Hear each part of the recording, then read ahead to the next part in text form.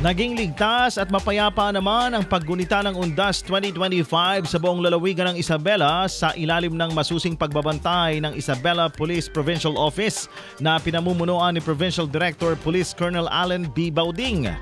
Mahigit 1,000 tauhan mula sa PNP, katuwang ang iba't ibang ahensya at mga volunteers ang ipinakalat sa mga sementeryo, simbahan, terminal at iba pang matataong lugar upang tiyakin ang kaligtasan ng publiko at maiwasan ang anumang insidente. Kasama sa mga nagbigay seguridad ang mga tauhan mula sa Provincial Mobile Force Companies, city at municipal police stations, barangay peacekeeping action teams, mga tanod, radio groups, civic organizations at volunteer rescuers.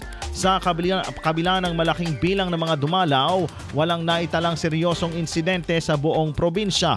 Ayon kay Police Colonel Allen Bauding, ang tagumpay ng mapayapang undas ay bunga ng pagkakaisa at koordinasyon ng pulisya, lokal na pamahalaan at mga mamamayan.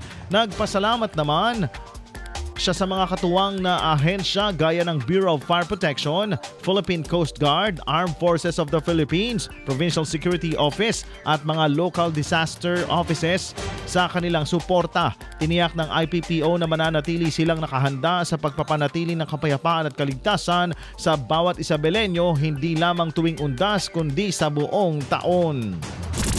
IFM News.